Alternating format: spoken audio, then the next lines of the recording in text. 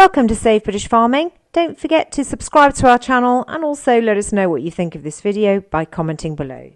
Look at fantastic Scottish beef, for instance, which I've just been looking at.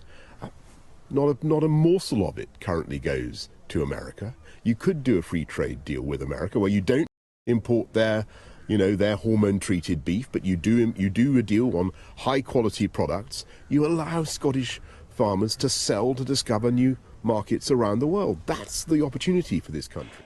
So it looks like the American trade deal is back on the table. Last month, Politico reported that Biden and Sunak have agreed to seek a UK-US trade pact before the elections next year. And there is no way that we will be able to agree a deal where we can stop the low standard American food coming in here. The principle for America is America first. America first. America first. If it's accepting trade deals which will impoverish rich people, will privatise the NHS, then that's not the special relationship. We're calling for hormone-injected beef from Australia because it's cheaper. If people want to eat it, they should be free to. Current retail prices for sirloin steak in the US is £12.67 per kilogram, and in the UK is £22.06 per kilogram. If we import from the US, we can almost half the price of beef. And waiting in the wings is CPTPP.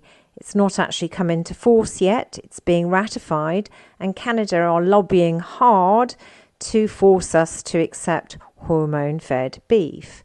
Now we hear news from the OBR that CPTPP is not going to give us 0.08% over 15 years, but actually half of that, 0.04%. And we have given away, squandered, around 5 to 6% of GDP by ensuring the Brexit trade barriers and problems which we are experiencing and which are compounding themselves. Brexit for Britain is the equivalent of giving up your home, your job and your pension for the lifestyle choice of a tent. I've got a comment which relates to events nearer to home. As a public official, I take no position on Brexit per se. That was a decision rightly for the people of the UK. It has led to a reduction in the openness of the UK economy, though over time new trading relationships around the world should, and I expect will, be established. But to do that, of course, requires a commitment to openness and free trade.